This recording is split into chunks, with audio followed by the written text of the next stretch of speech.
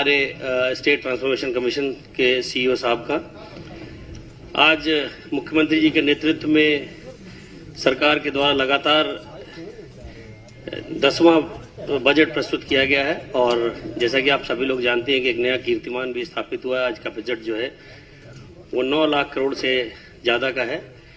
तो इसके और क्या विशेषताएं हैं, इस पर प्रकाश डालने के लिए मैं माननीय मुख्यमंत्री जी को आमंत्रित करना चाहता हूं। मित्रों, मैं आज की इस विशेष मीडिया ब्रीफिंग में आप सभी का मैं स्वागत करता हूं।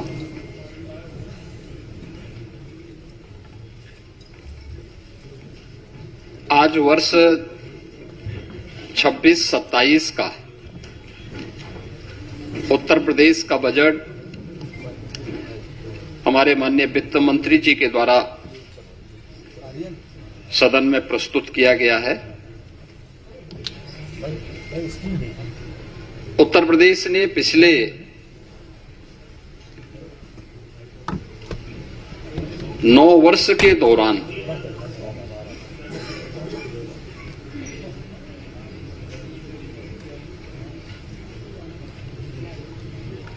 अपना परसेप्शन बदलने में जो सफलता प्राप्त की है,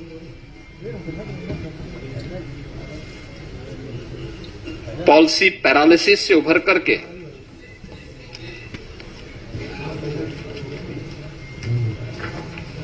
परसेप्शन को बदलकर अनलिमिटेड पोटेंशियल के स्टेट के रूप में यूपी को प्रस्तुत किया है। आज का यह बजट उन्हीं भावों का प्रतिनिधित्व भी करता है। आपने देखा होगा कि 9 वर्ष में 3 गुना से अधिक उत्तर प्रदेश का यह बजट बढ़ा है, यानी 9,12,000 करोड़ रुपए से अधिक का अब उत्तर प्रदेश की सबसे बड़ी आबादी का यह बजट आज उत्तर प्रदेश के विधानमंडल में प्रस्तुत हुआ है। और अगर बजट की मैं थीम कहूं तो यह सुरक्षित नारी, सक्षम युवा,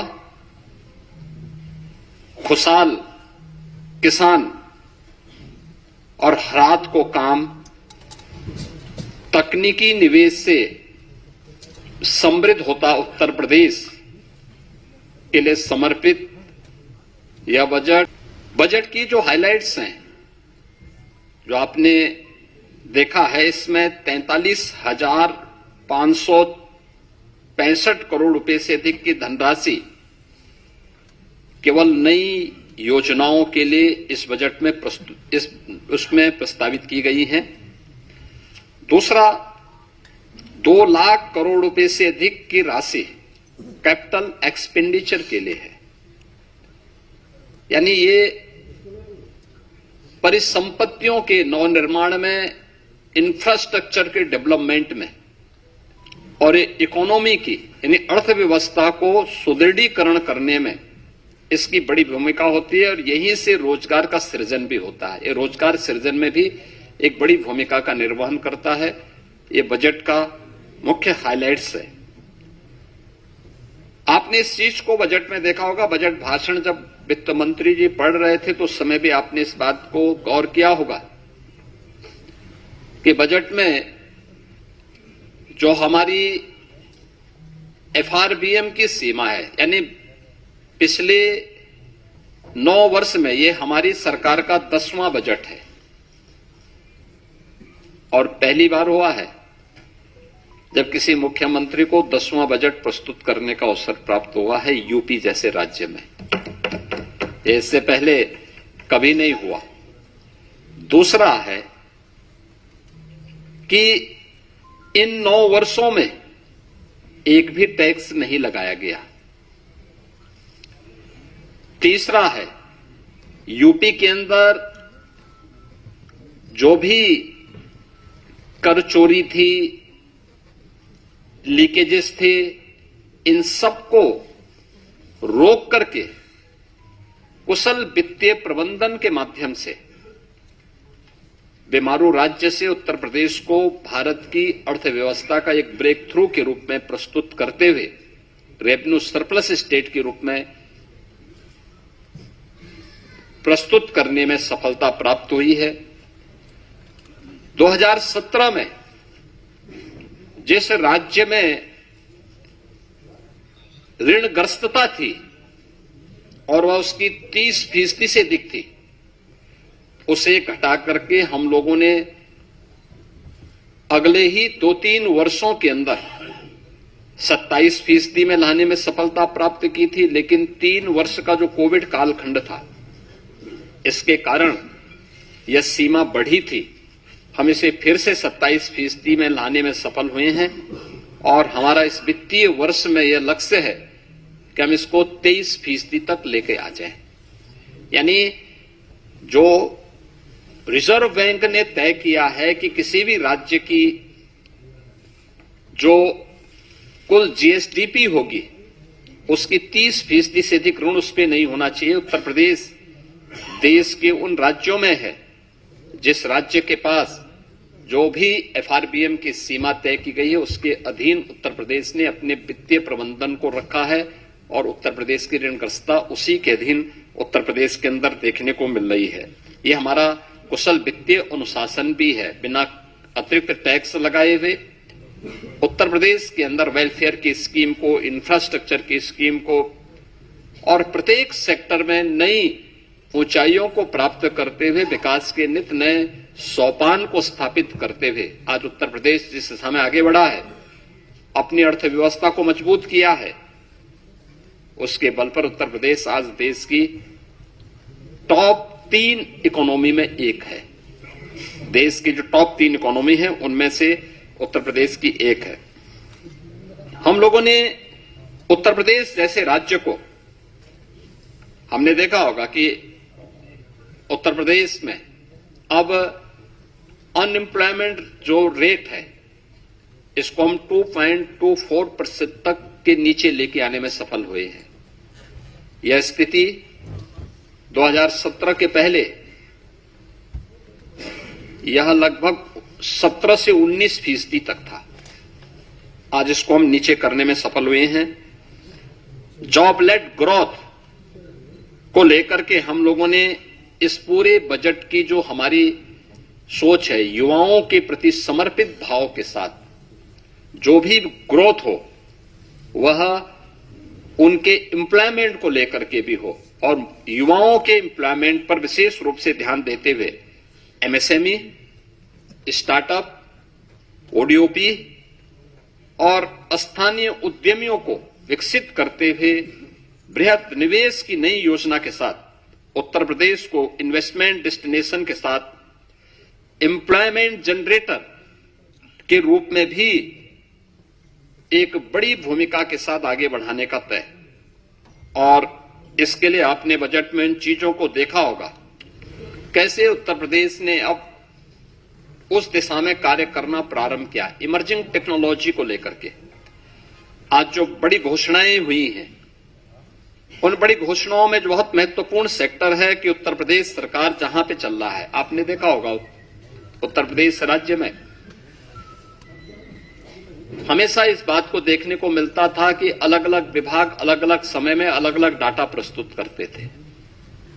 हमारी सरकार ने तय किया है कि हम यूपी के अंदर एक स्टेट डाटा अथॉरिटी का गठन करेंगे। स्टेट डाटा अथॉरिटी या उत्तर प्रदेश के अंदर रियल टाइम डाटा और उसकी रियल टाइम मॉनिटरिंग के साथ साथ उसके लिए भविष्य की योजनाओं को आगे बढ़ाने में भी एक बड़ी भूमिका का निर्वहन करेगा। बजट की जो हाइलाइट्स हैं उनमें से ये भी है। दूसरा, इमर्जिंग टेक्नोलॉजी के लिए आर्टिफिशियल इंटेलिजेंस या अन्य सेक्टर में कार्य करने के लिए डाटा सेंटर क्लस्टर की स्थापना, यह भी बजट में इसका प्रावधान, इसके लिए भी धनराशि की व्यवस्था की गई है। मेडटेक और डीपटेक के लिए EI मिशन की घोषणा, यह भी इस बजट के अंदर है, जिससे युवाओं के लिए स्किल युवा को अधिक से अधिक जॉब हम उपलब्ध करवा सकें। इसके लिए उनकी स्किलिंग की प्लानिंग भी इस बजट में, उसका महिला उद्यमी उत्पाद और विपणन केंद्र के रूप में उसे विकसित करना, सी मार्ट के रूप में लोकल स्तर पर SHGs के माध्यम से उन महिलाओं को प्रोत्साहित करने के लिए एक बड़ी घोषणा ये भी है, जिसमें स्थानीय स्तर की महिलाएं SHGs के माध्यम से जो अपना लोकल गांव में, शहरी क्षेत्र में अपना प्रोडक्ट बनाती हैं, महिला स्वयंसेवी समूहों को प्रोत्साहित करने के लिए स्कीम एक महत्वपूर्ण भूमिका का निर्वहन करेगा। City economic zone SCR, Kashi Mirzapur economic zone, Prayagraj Chitrakoot economic zone, Kanpur Jhansi economic zone, ये क्लस्टर डेवलप करने की एक नई कार्रवाई को आगे बढ़ाने के लिए भी बजट में प्रावधान किया गया है। और ईज ऑफ डूइंग बिजनेस के बाद जन विश्वास सिद्धांत, देखिए बहुत महत्वपूर्ण बात है यह जन विश्वास सिद्धांत, ईज ऑफ डूइंग बिजनेस। हम 17 में जब आए थे, यूपी का ईज ऑफ डूइंग बिजनेस में जो रैंकिंग थी वह लगभग 13-14 पे रैंकिंग थी हमारी। हम लोगों ने पहले 3 वर्ष के अंदर इसको नंबर 2 पर लाने में सफलता प्राप्त की। फिर यूपी ने चीफ अचीवर स्टेट के रूप में अपने आप को स्थापित किया। अब हम जन विश्वास सिद्धांत के रूप में निवेश करने वाले निवेशक को सिंगल विंडो सचमुच दिखाई दे, इसके लिए उन सभी चीजों में रिलैक्स करना, रजिस्ट्रेशन, लाइसेंसिंग आदि की कार्रवाई को अधिक सरल और सहज बनाने के लिए हमें इस दिशा में आगे कार्य कर, इस दिशा में इसको अब लागू करने की दिशा में यूपी आगे बढ़ा है। प्रदेश में डिजिटल एंटरप्रेन्योरशिप योजना, इस स्कीम को भी यूपी ने आगे बढ़ाने की दिशा में इस बजट में इस पर कार्य किया है।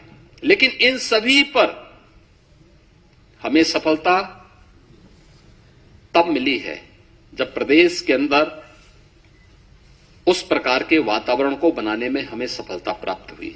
खासतौर पर उसके लिए प्रयास किए गए रूल ऑफ लॉ, यही रियल ग्रोथ है, यही उसकी गारंटी है। यानी rule of law real growth की गारंटी है। हर व्यक्ति सुरक्षा की गारंटी चाहता है और वह गारंटी आज यूपी दे रहा है। सुरक्षा है, स्मार्ट पुलिसिंग है और त्वरित न्याय व्यवस्था, यह नागरिकों को भी और निवेशकों को भी, दोनों को सुरक्षित और एक भरोसेमंद वातावरण देने में एक बड़ी भूमिका का निर्वहन करता है। इससे प्रदेश में एम्प्लॉयमेंट क्रिएट हुआ है दोनों स्तर पर। अब कोई सोच सकता था यूपी में 50 लाख करोड़ रुपए से अधिक का निवेश के प्रस्ताव आएंगे? यूपी का मृतप्राय सा हो गया एमएसएमई सेक्टर, फिर से ग्रोथ करके 3 करोड़ से अधिक नौजवानों के लिए नौकरी और रोजगार की संभावनाओं को विकसित करेगा। आज ये यूपी में संभव हो रहा है, आज ये यूपी में दिखाई दे रहा है, यूपी में हुआ है। और उसी दिशा में ये बजट इमर्जिंग टेक्नोलॉजी को फोकस करते हुए आज यहां पे प्रस्तुत किया गया है। इस बजट में कुछ अन्य सेक्टर को भी छुआ गया। अन्नदाता किसान,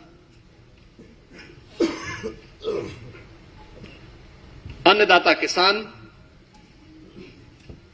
भारत जैसे कृषि प्रधान देश की अर्थव्यवस्था और उसके विकास की धुरी है।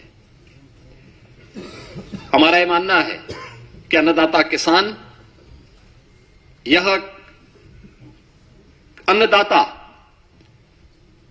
केवल लाभार्थी नहीं है, यह विकास का भागीदार है। अब अन्नदाता से उसे उद्यमी बनाने की दिशा में नए प्रयास क्या हो सकते हैं, इस दिशा में एक नए प्रयास इस विकास की यात्रा में प्रदेश का अन्नदाता भी सक्रिय साझेदार बने, इस देश से कृषि को इनकम बेस्ड और वैल्यू एडिशन मॉडल के रूप में प्रस्तुत करने के लिए इस बजट में उसका प्रावधान किया गया है। इसके अलावा कृषि विभाग में डीजल पंप सेट को, जो भी प्रदेश के अंदर आपने देखा होगा, हम लोगों ने सिंचाई की क्षमता का विस्तार किया है। 40 लाख के आसपास ट्यूबवेल ऐसे थे जिनमें से 16 लाख ट्यूबवेल जिनका इलेक्ट्रिफिकेशन पहले से था। हमने उन्हें फ्री बिजली की व्यवस्था की, लेकिन 23 लाख ट्यूबवेल्स ऐसे थे जो डीजल से संचालित हो रहे हैं। उन्हें फेज वाइज सोलर के साथ जोड़ने की एक बड़ी स्कीम के लिए हम लोगों ने इस बजट में घोषणा की है। ये सोलर पैनल क्लस्टर रूप में भी और इंडिविजुअल रूप में भी हम उसको आगे बढ़ाएंगे। पीएम कुसुम योजना का लाभ भी उसके साथ जोड़ेंगे और इसके तहत एक बड़ी स्कीम की घोषणा इस बजट में हुई है, जिसमें अनुसूचित जाति, जनजाति, महिला और लघु सीमांत किसानों को 90% अनुदान और अन्य किसानों के लिए 80% किसान इसमें सब्सिडी की घोषणा हम लोगों ने की है।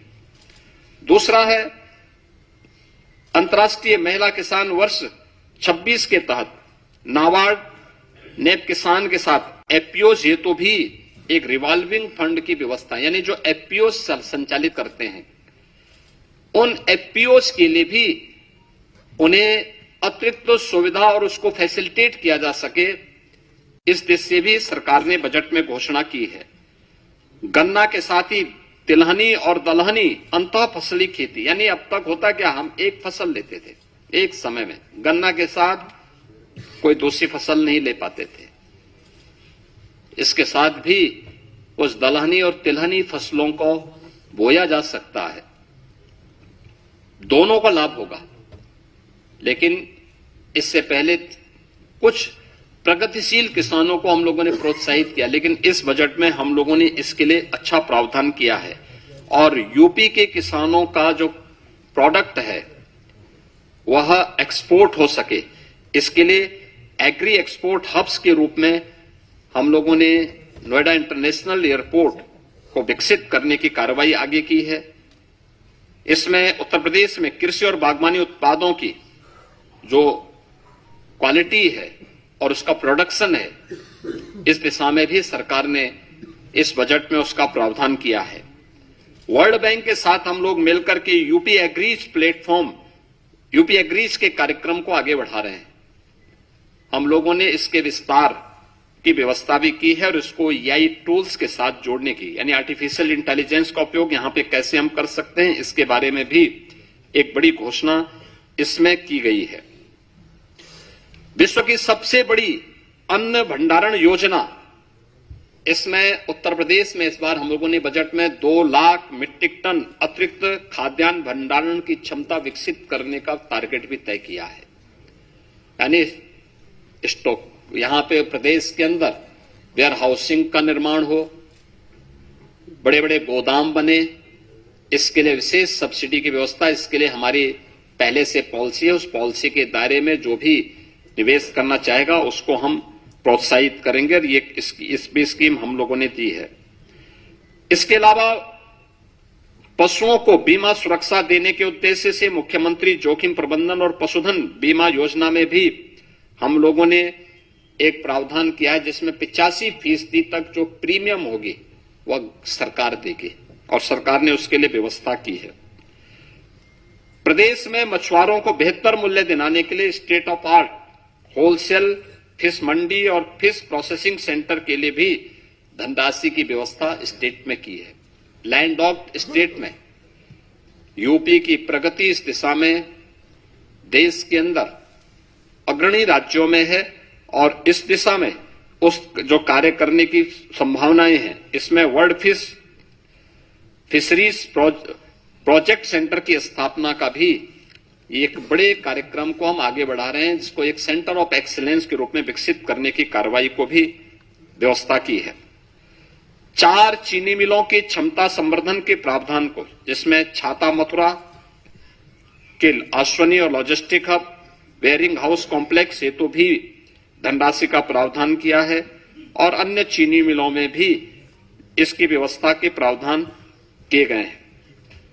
मित्रों, बजट में अलग अलग विभागों के लिए सभी बजट प्रावधान में काफी वृद्धि की गई है। खासतौर पर जो बजट के प्रावधान हुए हैं, इसमें हमारा अवस्थापना और औद्योगिक विकास के लिए भी इसमें काफी वृद्धि हुई है। आगरा लखनऊ से हरदोई फर्रुखाबाद गंगा एक्सप्रेस वे की कनेक्टिविटी के लिए धनराशि की व्यवस्था की गई है। गंगा एक्सप्रेस वे से प्रयागराज, मिर्जापुर, वाराणसी, चंदौली, सोनभद्र तक यानी शक्तिनगर तक इसके विस्तार का घोषणा हुई है। गंगा एक्सप्रेस वे को मेरठ, हरिद्वार तक ले जाने के लिए भी बजट में घोषणा की गई है और पूर्वांचल लिंक एक्सप्रेस वे को यानी सोनभद्र के शक्तिनगर तक, चंदौली, गाजीपुर तक ले जाने के कार्यक्रम को भी हम लोगों ने आगे बढ़ाया है।